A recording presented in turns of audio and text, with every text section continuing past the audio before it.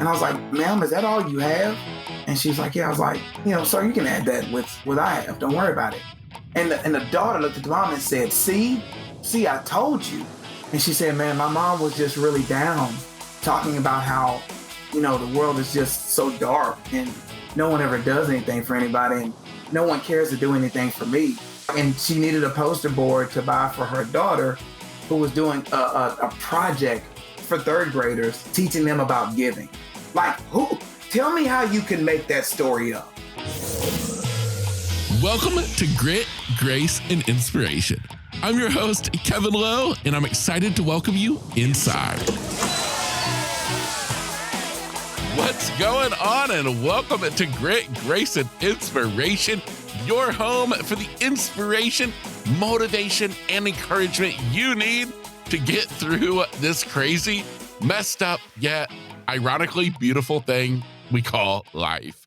What's up? My name is Kevin Lowe, your host, as well as transformation coach. Question for you. What are you in the mood for today? Sports, faith, overcoming challenges, a little bit of all of it? Well, hopefully you said a little bit of all of it, because I've got that for you today.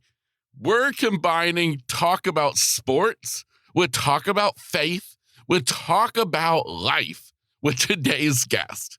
His name is Ahmard Vital. And Ahmard is a truly awesome guy who just totally kind of blew me away when we sat down to do today's interview. The reason he blew me away is because, as much as we say don't judge a book by its cover, we all do. We can't help it. We just do it. And I've learned the same thing is true when we read about somebody. We read somebody's bio. And I've learned to never judge a person based on their bio. Because when I read Ahmard's bio, the guy is incredible. He has had some massive success in his life. He's an author, 3 different books. He's a public speaker, motivational speaker, has traveled all over the world, all over the country, speaking to companies at big events. The guy has done it all. And to be honest, you could look at him and think to yourself, wow, this dude is on top of the world. And maybe you form an opinion about that type of person. And you think to yourself, wow, I don't know if we're going to get along all that well. But then you meet the person. Then you go beyond the bio. You actually open the book and you find out that, well, he's actually just a person like me and you.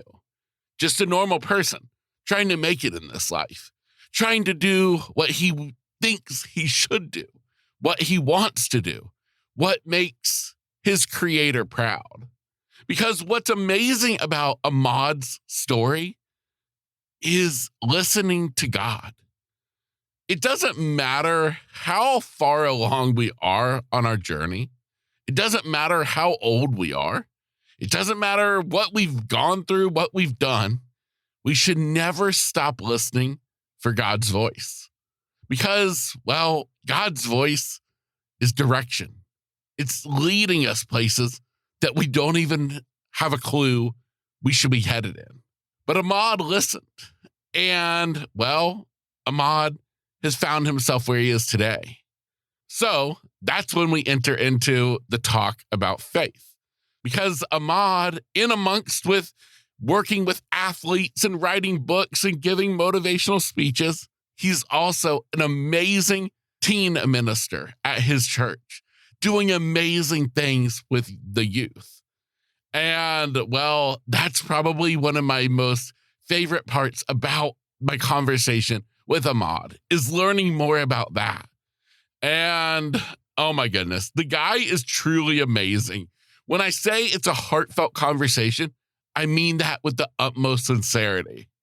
So, if you're ready for just an awesome conversation with a really cool guy, then this is the episode for you. Now, before you dive into the conversation with Ahmard, I do want to remind you, if you are ready to step into your next best chapter of life? Well, my challenge is opened up for you to sign up.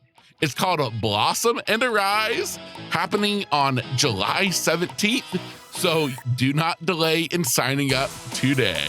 Head on over to gritgraceinspiration.com/challenge. That is gritgraceinspiration.com/challenge to sign up today. It's free and woo, baby, I've designed this thing to give you a transformation inside of only 5 days. So if that sounds like you and you want to take part in it, well, head on over to that web address and get signed up today. For reference, that web address will also be provided inside of today's show notes if that will make life any easier for you.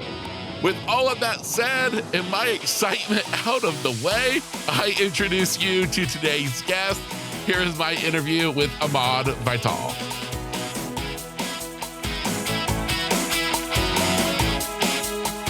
The helping part probably happened more in my late 20s, early 30s. The foundation of writing started from the time I was basically born up to the time I could walk. But the want to serve did come much later. It came after many tragedies, as many in your audience and you would definitely know when adversities come and you try to do things your way. It doesn't typically work out well. You try to do what you think is best and what you want to do, which is very self-serving. And after a couple of tragedies, a couple of losses, a couple of, some major adversities happened in my life, God called on me to do something greater. And at that time, I pushed back a lot. And of course, now we've come full circle and really leaning in to hear God's voice and sharing with me where he's calling me to be and where I currently am, working with youth, working with, small businesses, working with different people all across the world through mental performance coaching and different things of that nature. This is where I'm supposed to be, but I do know that calling has been answered, and every day now I'm looking to see where he wants me to double down even more. Yeah, I love that so much. So now when we look back on that time period in your 20s, is there any specific event or maybe even a series of events that you could kind of unpack that you would say was that true pivot point? I think the breaking point happened somewhere between 29 and mid and early 30s. I was in a pretty nice relationship around that time. Actually, the first one I took completely serious. And I just come off buying a home, had a very nice near new car, living the American dream. So I thought by all measures I was. And I remember just getting a call from her that day and was like, this is over. And I was like, oh, that's odd. I had literally been in my house probably 3 weeks. I just bought this house. And she was like, yeah, we're no longer a thing. And I was like, well, can we talk about it? And she was like, no, it's over, and basically hung up. And I was like, well, that's not awesome. And I remember going into a downward spiral from there and just really trying to figure out what had happened. Because again, this is the first relationship I ever had where I really leaned in and was looking for a future there. And I remember just having a moment in my guest bedroom where I'm just not handling life well. I mean, I was, still going to work, but I was a mess. And I remember having a conversation with God and asking him, how do you want me to get through this? Because what I'm doing on my own isn't working.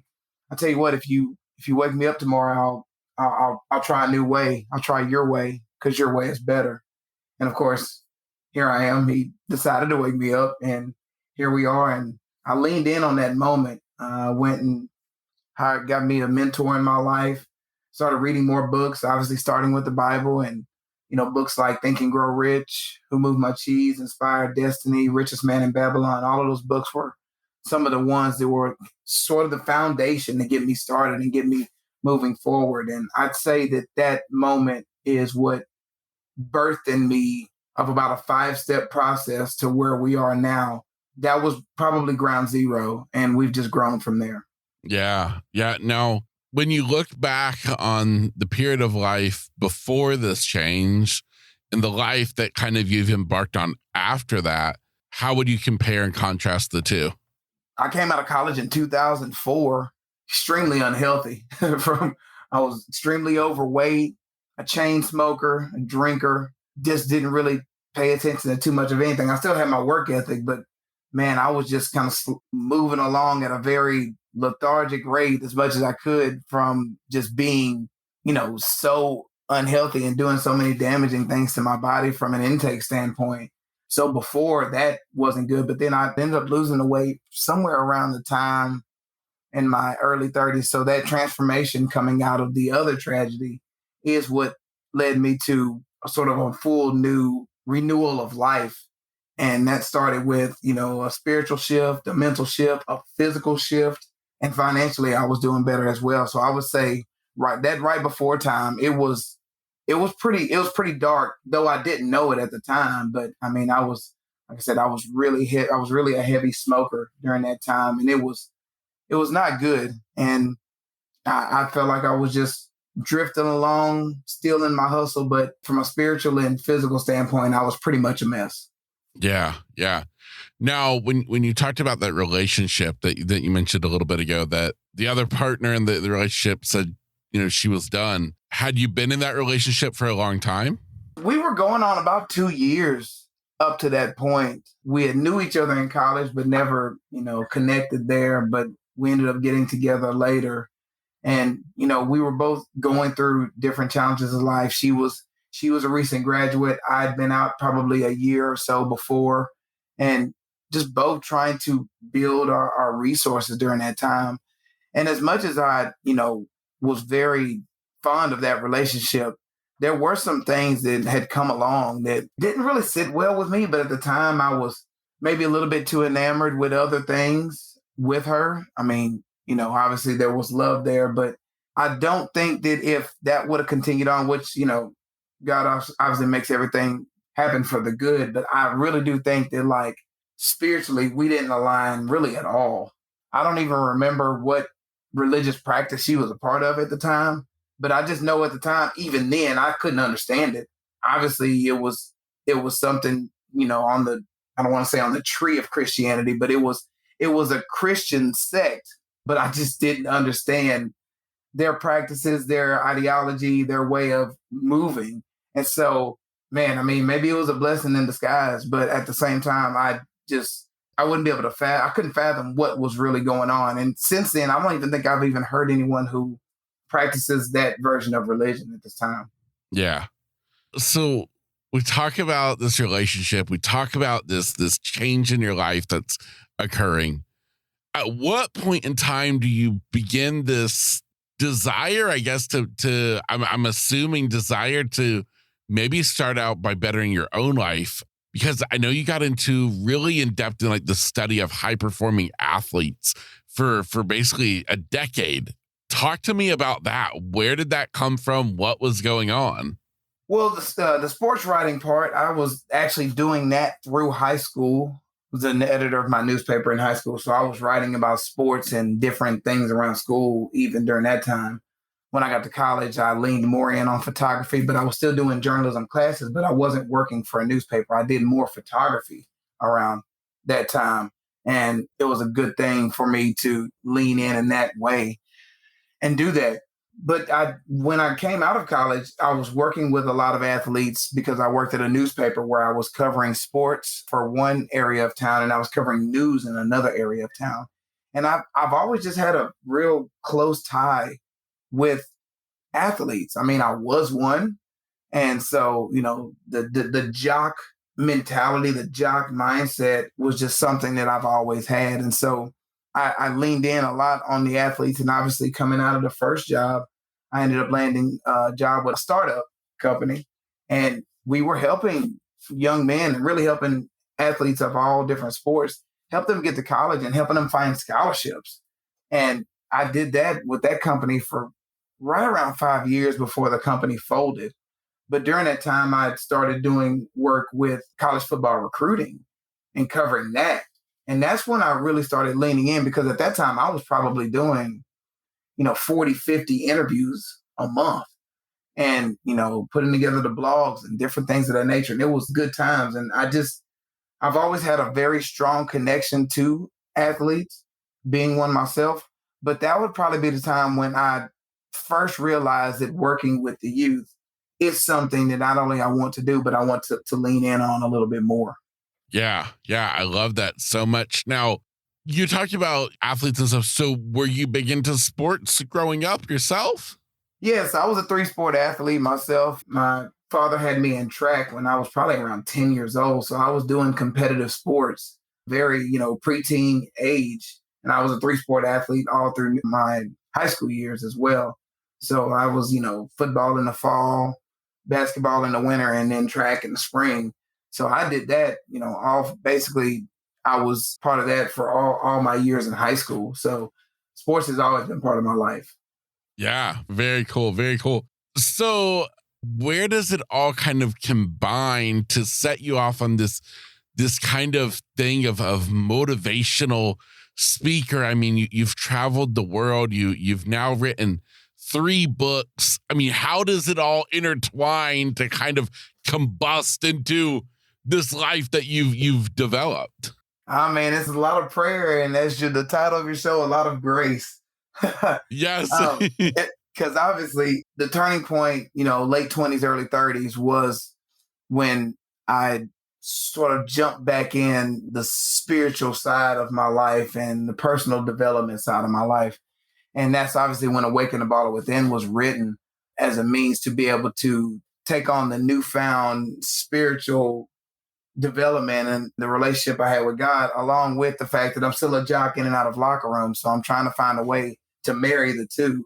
And so Awaken the Baller Within, written in the same way Napoleon Hill's Think and Grow Rich was written, studying high performing athletes, guys I had a relationship with and was able to speak with and understand what it was that made them successful mentally, not the end result of the talented side of things, but more so the mental side of things, because obviously there's a lot of people who are talented and end up, failing because of their mental attitude.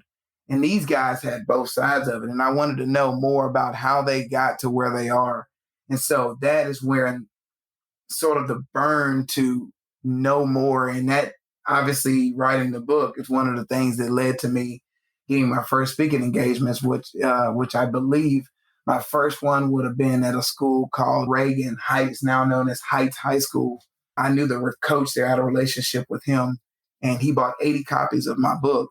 And so I came and spoke to his group, and that was the first time I did a chalk talk with a group of guys. And that sort of was the jump off point to be able to do that. Because like I said, he bought the copies and then I came and spoke. I always remember the first time I got paid to speak, not someone bought books, the first time somebody paid me to speak.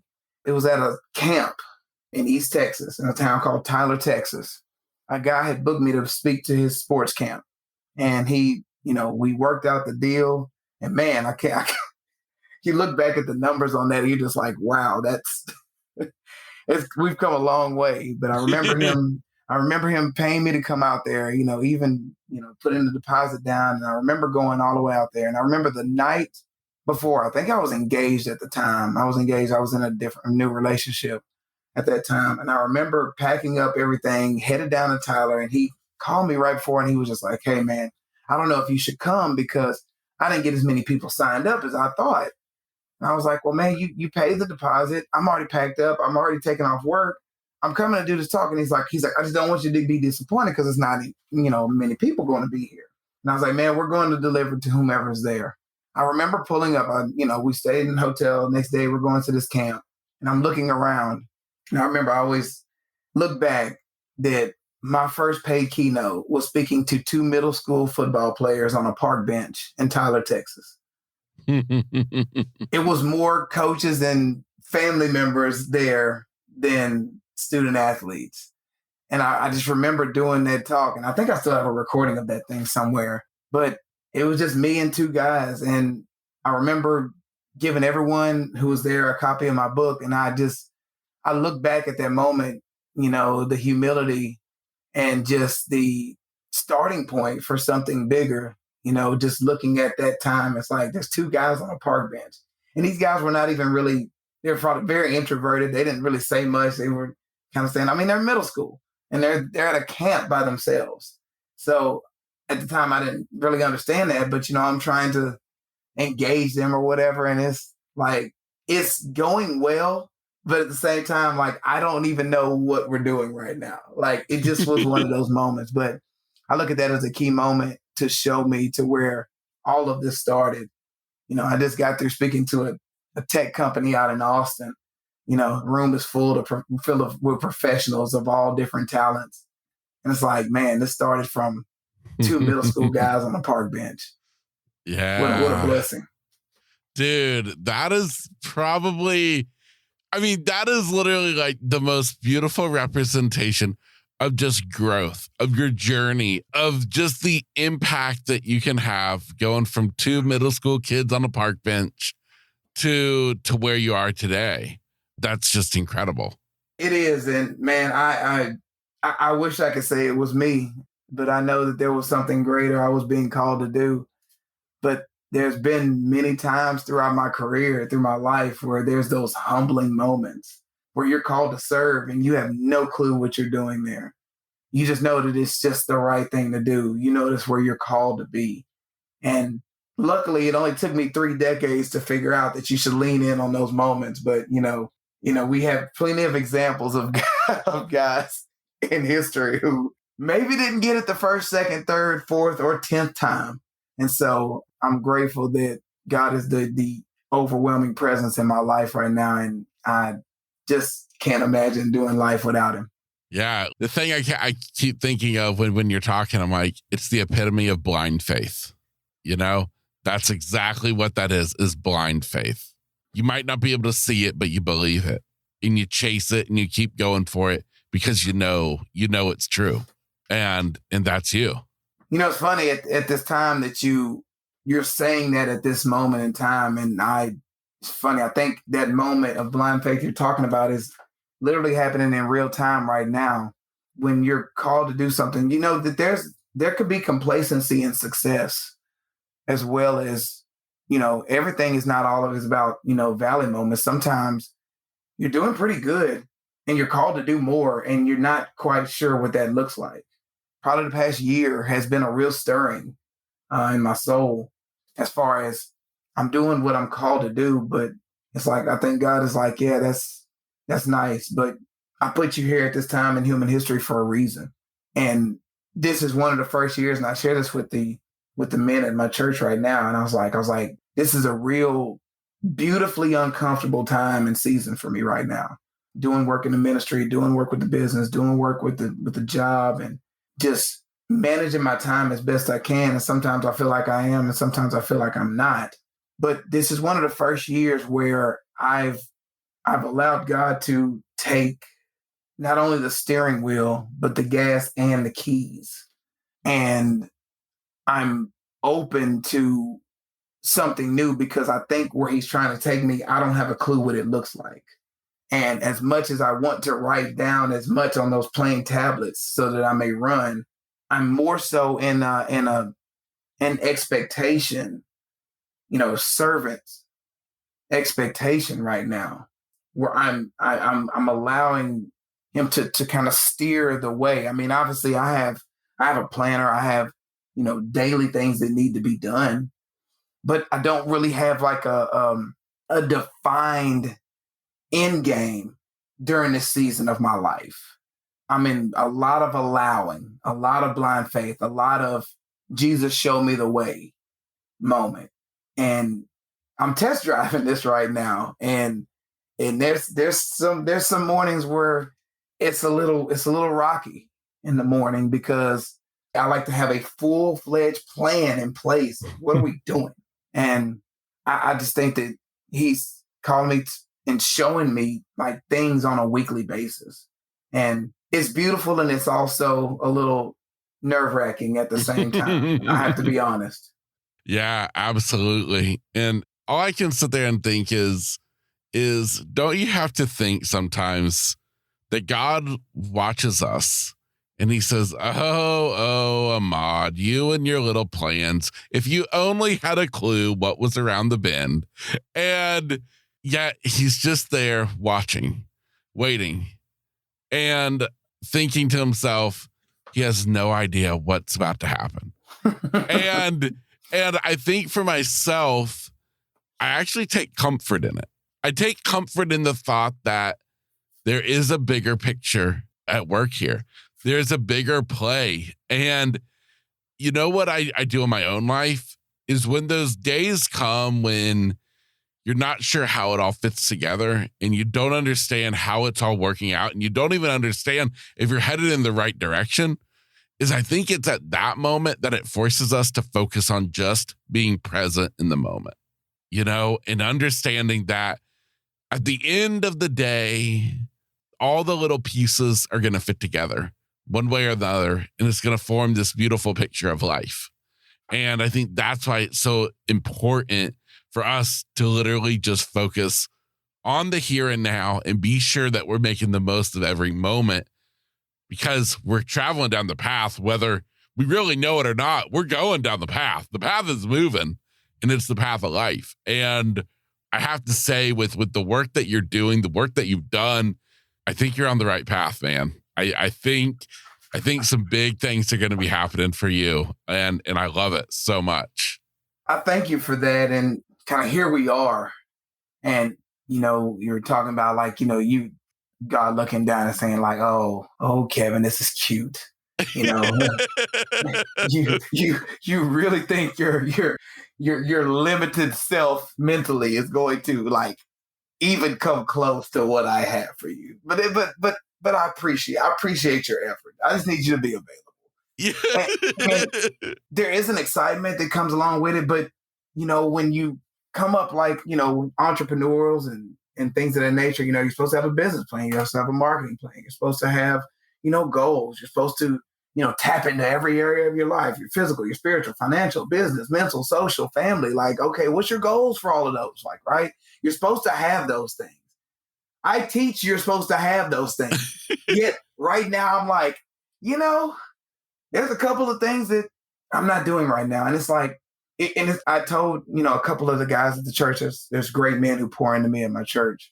And I shared with them, I said, I'm trying something new. I'm trying a season of, man, I'm on the road and I'm like, Jesus, take the wheel. Like all of it. I'm just going to put the gas in the car and you do everything else. You got the GPS, you have the steering wheel, you have the keys, you have the gas, how fast we go, all of these things. And I will say that right now, there are more than a few days, I'll be honest with your audience, where like I don't have a lot of hair on my head, but what little I do have, I may have pulled a couple of strands out here and there on some occasions, because I'm just like, okay, I'm following your lead. Where are we going? I don't recognize this scenery at all. But when I told you I just got back from an event speaking, when I tell you I have no clue how that happened, I have no clue how it happened. Like, not only had I never heard of the company I spoke to, had never heard of the company that booked me for the company I had never heard of. So I'm like, whoa, I don't know any of this exists. Yet it all comes together. We work out the deal. Come to find out, it was at a level and price point that I leaned in on that delivered in a way that was going to be beneficial for me, my bottom line, and my business. And yet I still sit back and say, how did we get here? And then as soon as I get back, I hear from them again saying, yeah, oh, by the way, that city you were just in, you'll be back there in a couple of months, because they decided they wanted to go ahead and move forward with this. We're working out the contract. We're sending the contract over to you here soon. So just stay tuned. It's like, okay. But at the same time, there's a lot going on in the world right now. There's a lot of evil is on full attack right now. Like heavily. And I've noticed that as I'm completely, tossing the entire vehicle over to God and God is making moves over there, I ask him every day, like, not only creating me what's needed in this hour, but, where do you want me to be in that regard? And I can tell you right now that the amount of people, parents, teens, young adults who are looking for a new way and a new path is growing every day. And for whatever reason, a large number of them are showing up in my life right now. And I love it. I do. But at the same time, it's like when you walk into, a place of business, you walk into the church and someone's just like, hey, I've been meaning to talk to you. And I'm like, okay. Then you come back the next day. I meant to text you and call you the other day. I need to share something with you.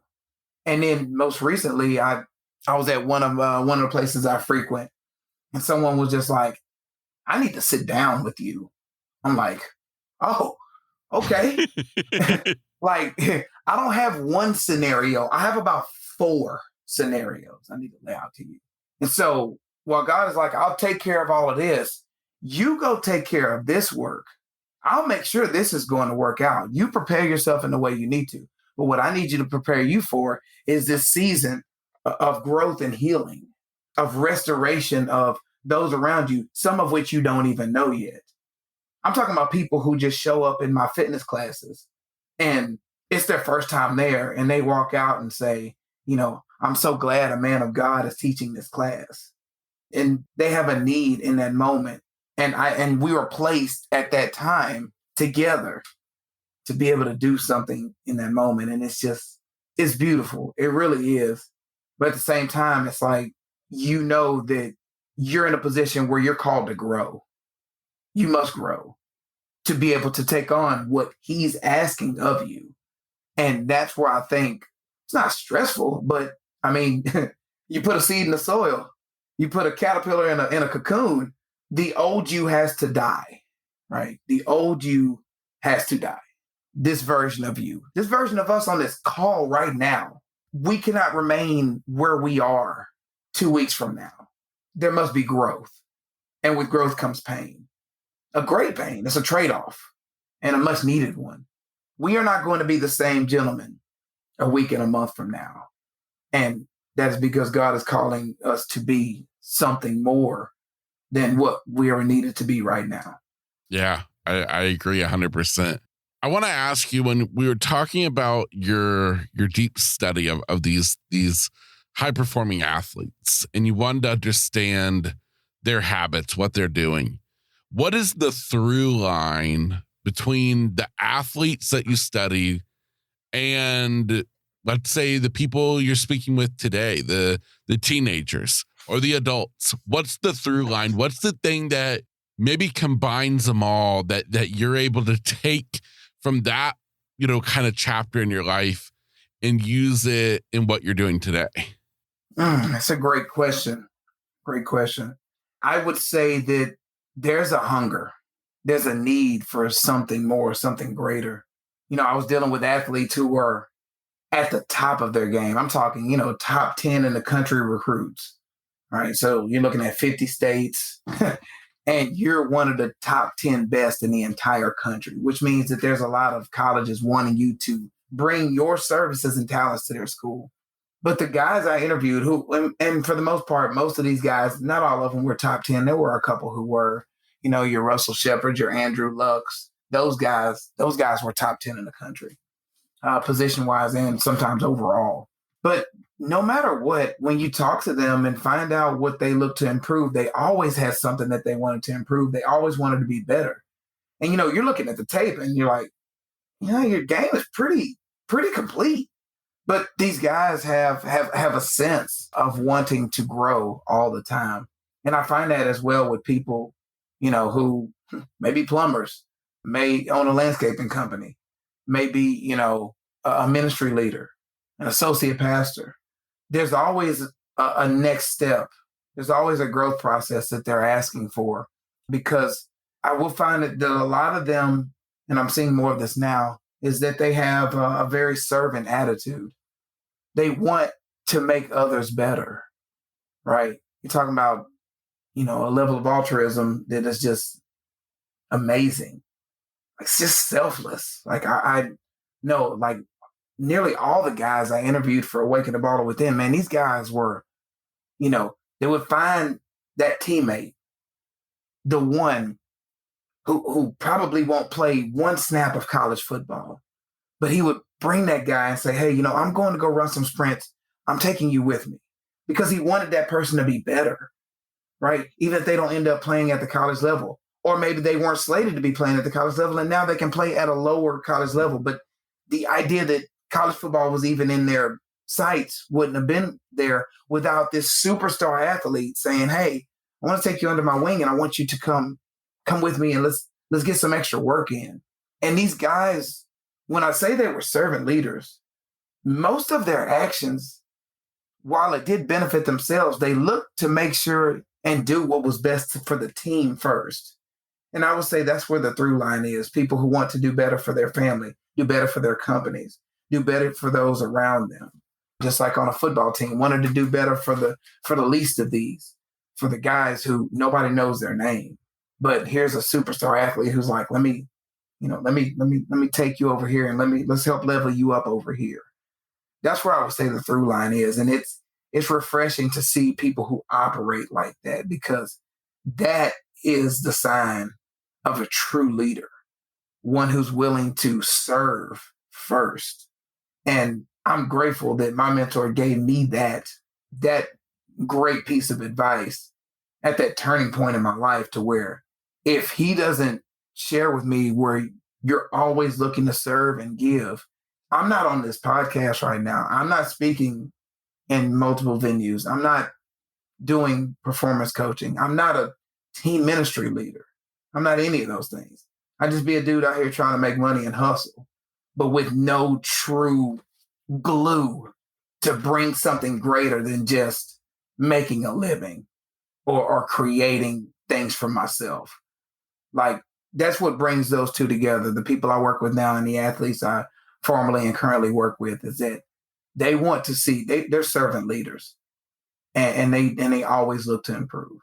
I absolutely love that. This whole idea of, if you want to get ahead, if you want to better your life, you got to pour into those around you.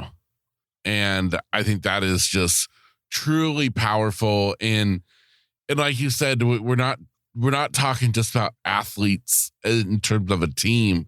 We're talking about your family. We're talking about your coworkers, the business, your community. Yeah. Pour into that. And that's not only going to build that, but it's going to build you at the same time. It's kind of like that term of, a rising tide. It lifts all boats, and that's powerful stuff. I have to agree with you. Absolutely. That you leave so much room when people talk about like miracles. You can't plan a miracle. No, but you sure can put yourself in position to make blessings happen. I mean, you and I have spoken offline before, and you're talking about a lot of the blessings you had going on, and I was blown away. And there's so much that we cannot explain, yet we can explain. With God, all things are possible, right? But you must be in line from the standpoint of knowing His word, knowing His presence, and things will just be happening. And they're not just happening, but I mean, on the surface, you're scratching your head and you're just like, I have no clue where these blessings are coming from. But when you say that this life I have is not about me, like you said, family, coworkers, man, people you meet at a grocery store, I like to share those types of things with people. It's just like, man, why don't you just go do something nice for somebody? Like, be in line and say, hey, what are you having? Do you mind me taking this? Right? And when you get to the point where you just want to operate at that level, man, a lot of things start to move in your life. You move with a different flow, because you walk away knowing that someone is smiling, feeling better, because you don't know those moments. I remember I was at I'll say the store as well. I was at a Dollar Tree, so everything in there is $1.25. So it's not that it's expensive, right? But it's not about that. Now I remember I was getting my things together, and there was a woman behind me and her daughter, and they were in line, and I saw that, I think it was like a poster board or something, and I was like, "Ma'am, is that all you have?" And she's like, "Yeah." I was like, "Sir, you can add that with what I have. Don't worry about it." And the daughter looked at the mom and said, "See, I told you." And I was like, I was like, I have no clue what they're talking about. And she said, man, my mom was just really down, talking about how, the world is just so dark and no one ever does anything for anybody and no one cares to do anything for me. And I just was sitting there, and the mom was just like, and she needed a poster board to buy for her daughter who was doing a project for third graders, teaching them about giving. Like, tell me how you can make that story up, right? Who can sketch and map out that story to happen in that moment, to where not only did you show the love and giving, but the project to which you're buying is about giving? Are we serious right now? So that's the type of love that is needed to show and to serve, the goodness of those around us. And that right there is exactly how we fight against the evils that are trying to destroy this world, that are trying to destroy the love in this world, is that it all starts in the Dollar General. One person helping one person that multiplies. That's how we fight against it and change the world. I have to agree with you. And again, like you said, I'll throw a question back at you. What is expected of us? Because I think that the only thing that's expected of us is to allow, obey, and show up. Am I missing anything there? Exactly. You nailed it. That's it. But I think the biggest thing is to show up, because it's so easy to not do the thing. It's so easy for you to have not listened to the people behind you, to not have looked behind you, to have just paid attention to what you were doing, to stay in your bubble and keep going on about your day. But instead, to open your eyes and be aware of what's going on around us in the world. And that's the part of showing up. Yeah, and it's beautiful because we are called to do these things. And for the most part, there's always opportunity. Now, there have been times when you'll make that type of offer and somebody will say, no, thank you. That's not what it's about. It's about the willingness, right? There's many examples where people try to do good unto others and they don't want good. The poor will always be amongst us. Evil will always, we don't know where somebody is. But I would say at this point in time, man, about 85, 90% of the time, somebody will lean in and be like, thank you for that. Thank you for that. And I think the challenge is, and I've been working on myself over the past 3 to 4 years, is, you enjoy doing that, but you also have to be willing to accept that. And that took me a while to get that concept of it, is to allow others to pour into you or bless you in that spot. Cause you're just like, I'm good. Like, I don't need to, I'm fine. And it's just like, I had a gentleman share with me one time when he checked me on some good he was trying to do in my life. And I told him, I was like, look, man, I'm gonna figure it out. I got this. And he was just like, he's like, why are you being so selfish? And I was like, you're not being selfish. I'm helping you out. He's like, no, you're not. He's like, I'm trying to bless you and you won't allow it. So I'm trying to express the love and the gifts God has given me and extend that on to you. But if you don't allow me to do it, then you're blocking my blessings, which is selfish. And so now I'm mindful of that. And it's just like, don't get so wrapped up in, you're going to deliver some good. Like, you have to allow people to pour into you as well. And that took me a little longer to quite understand. And I'm glad he has shared that with me, because I've never forgotten it. Because he literally said, you're blocking my blessings by not allowing me to go buy you lunch, not allowing you to stay in my house, not allowing you to, rebuild your life as you just went through some tragedies. Yeah, I love it. I mean, think about it like the fancy champagne tower with all the fancy champagne glasses stacked up in the big pyramid. The top one can't pour into the others without allowing the bottle to pour into it, And all of us then can just pour into each other. So I have to ask you, talk to me about today. Talk to me about your latest book, because you didn't stop with one book. No, that wasn't enough. You kept going. You keep growing. You keep speaking all over the world, to businesses, to colleges. Talk to me about life today. Life today is beautifully complicated and also beautifully blessed and favored. Currently, I'm obviously still doing the marketing with my with the home builder, but at the same time, I did come out with my latest book. Now, what 5 steps to get up and create the most of life? And that book was written pretty much in the summer of 2020. I don't know if your audience maybe was around during that time. Maybe a few things happened. I don't know how mindful they are, how much they were paying attention. But I think at that time, there was no way you could get around not paying attention. But there was a lot of things going on. And you got to remember, there was a lot of adversity, a lot of push-pull going on, spiritually, politically, culturally, socially, sexually. I could just go on about how much division there was. And I just remember kept hearing a lot of terms of you owe me, it's the reckoning, this is, you need to pay up and I'm owed something. And I was just I just had enough. I was like, man, first of all, no one owes you anything, right? You earn, not owed. And so I remember hearing all of these conversations and I was like, what is the profile of somebody who feels that way? Who wakes up looking to say, who's going to give me something? And who's put themselves in a position to where that's the dominant mindset. And so I built Now What on the strength of, you're in that valley. You're in a very dark place. What do I share with someone who is looking to level up, looking to make a transition, looking to do something new? And maybe where they are is pretty dark and grim. And so I broke down and I did a lot of studying on this and came up with 5 steps that no matter where you are on the pendulum of life, you can find a way to level up and get out of that. And so our first step is to reflect.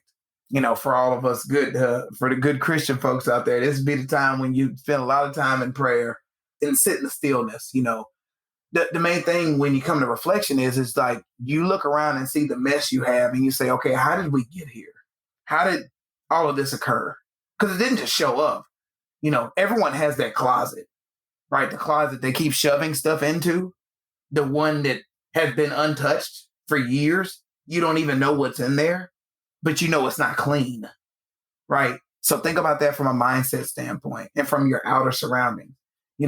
There's dirt, there's mess, there's piles of clothes. You look around and there's a fire going on in your kitchen. There's a pile of dirty clothes in the living room. There's a kid screaming in the other room, and there's a pink slip because you haven't paid something off. You're about to get disconnected. So you need to reflect on how you got there. I like to use the what's good here exercise, and definitely can work for your audience, and where you write down all the things in your life of where it's just terrible. And when you talk to certain people who are faced with a lot of adversity, they have no problem sharing how many things are going wrong in their life. That's just human nature. It's interesting. You ask someone, how you doing? It's they'll listen, this, and this. And it's if it's a good day, it's oh, I'm okay.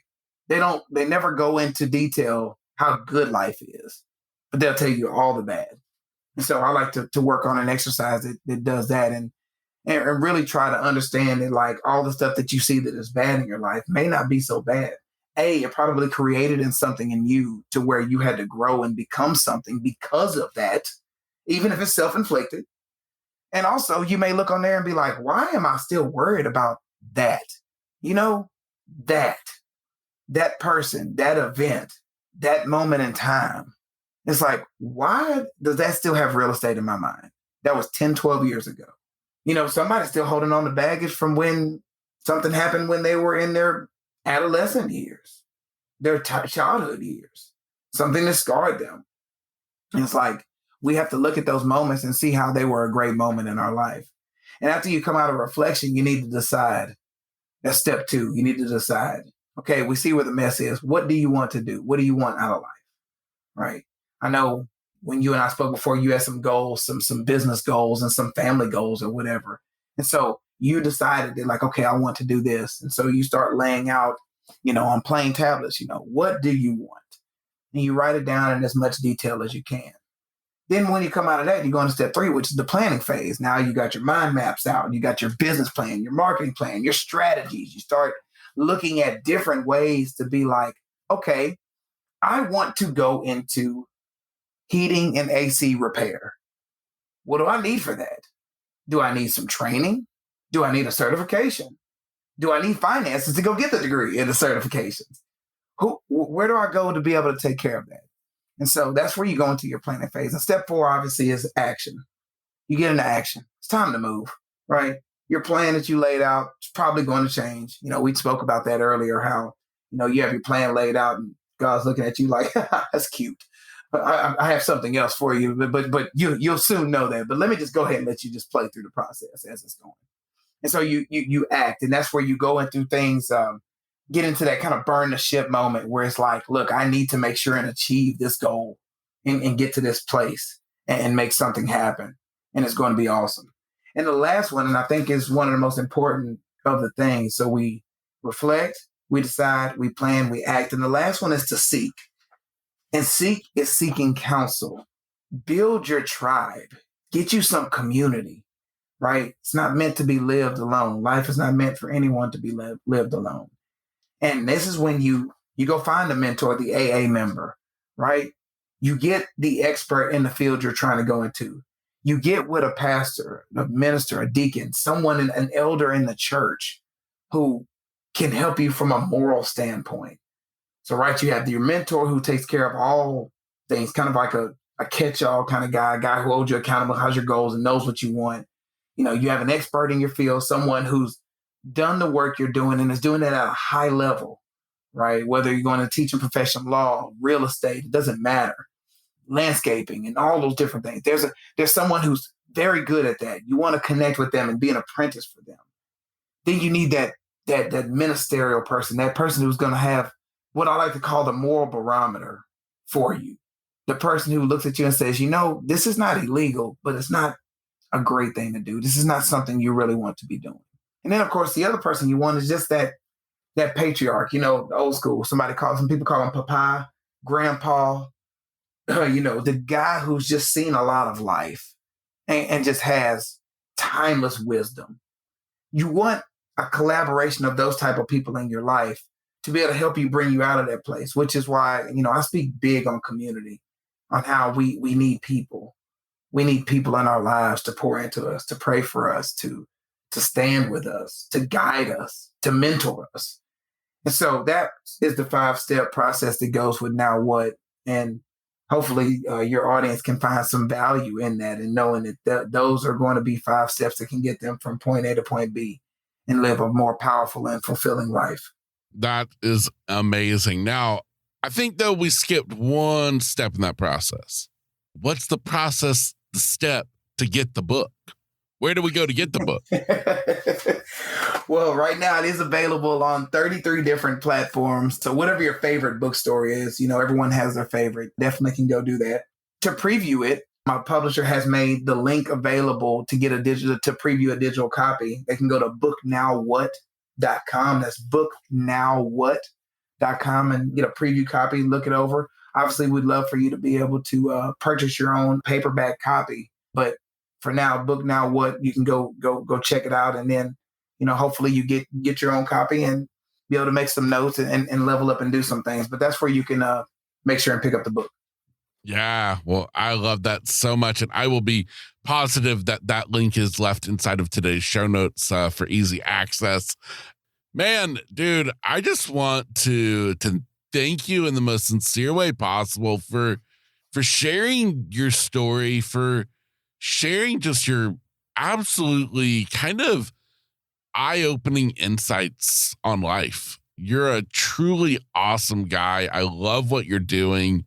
And I truly thank you for sharing it with me and my audience. I thank you for having me on. I thank you for the platform you have here. I thank you for what you're doing and the contribution you're making to society. I don't think it's any accident that men of faith connect and end up in the same room with one another to be able to do the work we're called to do, because there's work going on all over the place, and not all of it is to the benefit of future generations. And I'm grateful to have ran into someone like you who's willing to lean in and be a light within the darkness. And so I'm thankfully partnering with you on this journey, and just thank you for allowing me to share with your audience in this moment. Yeah, absolutely. Well said. Well said. Well, thank you so much. And for you listening today, my hope out of today is that you will just kind of open your eyes a little bit, pay attention a little bit more to your surroundings. Look at people who you're doing life with differently. Think of them as not just family members, not just friends, colleagues, but literally people on the same team as you. Pour into them, because even if they got their guard up and you think that maybe they've got it all together, or maybe they just don't, seem like the person to talk to, I can guarantee you that behind closed doors, we're all struggling in our own ways, and everybody needs somebody to lean on, to some support. And so I would encourage you to use this as your kind of spark to be that person who starts to rise the tide in your community. Start paying attention, start making a difference. And in the same token, start focusing on you, paying attention to you, being sure that what you're doing when you wake up in the morning lights you up and that you feel good about it, like you're traveling down the right path in life. And I guess my last kind of takeaway is to just truly enjoy this life, every moment, every day, because I'm telling you, you were put on this earth, you were put in this place for a reason. And I believe it's a reason far bigger and greater than you may even realize. With that said, my name is Kevin Lowe, host of Grit, Grace, and Inspiration, as well as transformational life and business coach. If you want to reach out to me or my guest, be sure to check out today's show notes where links and information will be provided. With that said, it's your turn to get out there and take on the day now that you've got a little bit more grit, grace, and inspiration.